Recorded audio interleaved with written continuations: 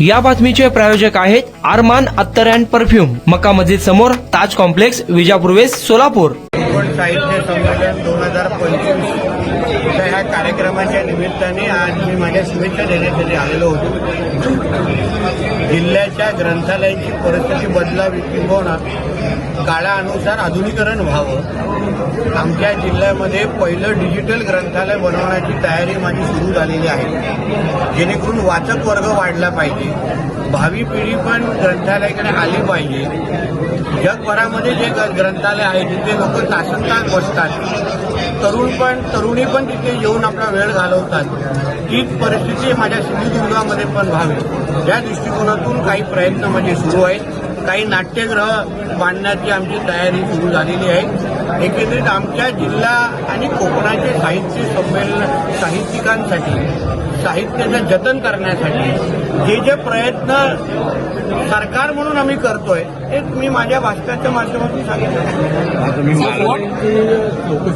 मालवणी संदर्भात एक हे व्हावं नाही, आता मराठी भाषा भवन हे मुंबईमध्ये बनत आहे, म्हणजे दिमागदार बनत आहे.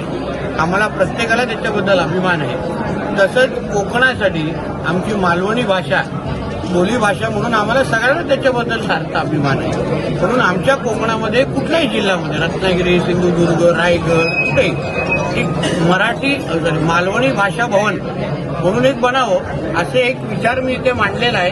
आता सगळ्या कोकणातल्या साहित्यिकांनी एकत्र येऊन अगर इच्छा व्यक्त केली तर सरकार म्हणून त्याची जबाबदारी घेण्यासाठी मी स्वतः तयार आहे. साहेब, वक्फ बोर्डाचा प्रश्न होता. वक्फ बोर्डासंदर्भात जी जागा कब्जा केला आहे वक्फ बोर्डाने, त्या जमिनी त्या सरकार परत घेणार आहे किंवा ते काढून घेणार आहे. आपल्या जिल्ह्यातही तुम्ही प्रश्न उपस्थित केला होता किंवा सांगितलं होतं. बघा, वक्फ हा कायदा कुठल्या इस्लामिक राष्ट्रामध्ये पण नाही, ना पाकिस्तानमध्ये आहे, ना बांगलादेशमध्ये आहे, कुठेच नाही.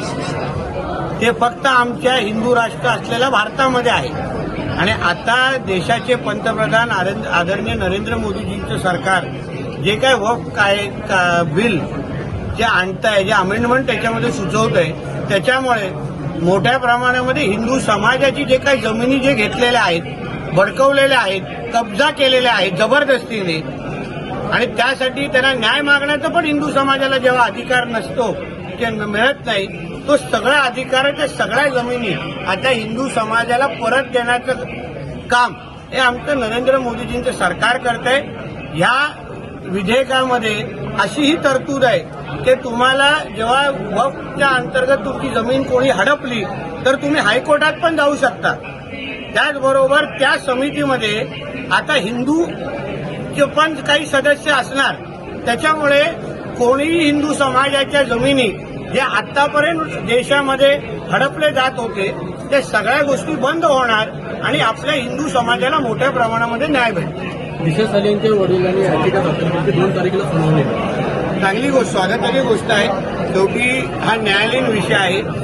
न्यायालयाने त्या वडिलांच्या पिटिशनला न्याय म्हणजे त्याची नोंद घेतलेली आहे, 2 तारीखच्या संदर्भात दिलेली आहे. मला विश्वास आहे जे काही सत्य कोर्टाच्या समोर जे काही पुरावे संबंधित वकील जेव्हा मांडतील तेव्हा माननीय न्यायालय योग्य तो निर्णय देतील आणि दिशा साल्यान आणि सुशांत सिंग राजपूतला योग्य पद्धतीने न्याय देतील. किशोरी पेडणेकर काल सिंधुदुर्गात होत्या, त्यांनी असं म्हटलंय की दिशा सालियान प्रकरणात आत्ताच त्यांच्या वडिलांना ही जास्त आली आणि त्यांच्यावर दबाव आहे असं ते म्हणतात. पेडणेकर ताईंनी खरं म्हटलं तर सत्य बोललं पाहिजे. त्या दिशा साल्यांच्या आई वडिलांच्या घरी जाऊन 3 तास नेमकं काय करत होत्या,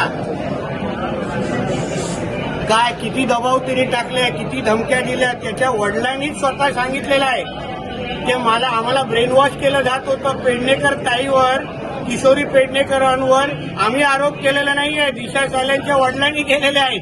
म्हणून त्या संबंधित दिशा साल्यांच्या वडिलांनी योग्य ते त्याला उत्तर देतील. नितेश राणे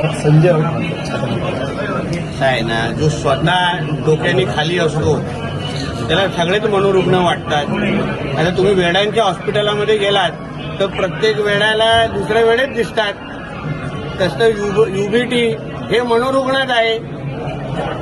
म्हणून त्याच्यामध्ये संजय राजाराव राऊतची चूक नाही, तो स्वतःच वेडा असल्यामुळे त्याला सगळे वेळे दिसत आहे.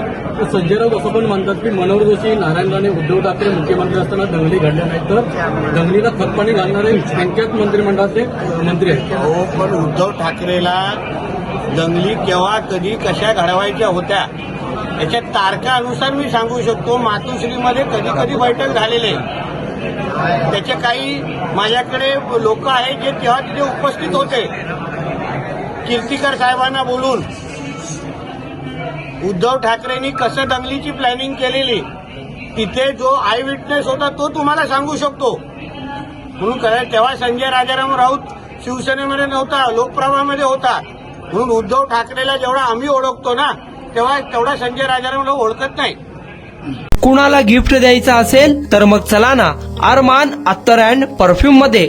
सर्व प्रकारचे ब्रँडेड अत्तर परफ्यूम एकाच ठिकाणी मिळण्याचे सोलापुरातील प्रसिद्ध ठिकाण अरमान अत्तर and perfume. Ajmal, Rasasi, Ahmed Al Maghribi, Swiss Arabian यासारखे नामवंत कंपनीचे अत्तर अँड परफ्यूम मिळतील. इम्पोर्टेड गॉगल्स मध्ये पोगली, Rayban, LB, Ferrari, Gucci, Armani आदी नामवंत कंपनीचे गॉगल्स मिळतील. Rado, Rolex, Armani, AP, Hublot या कंपनीचे लेटेस्ट इम्पोर्टेड वॉचेस उपलब्ध. त्याशिवाय टेबल लॅम्प, बखुरदानी, मसाज गन, इम्पोर्टेड अगरबत्ती, हेअर ड्राय, फिंगर रिंग्स या वस्तू खरेदीसाठी एकदा अवश्य भेट द्या.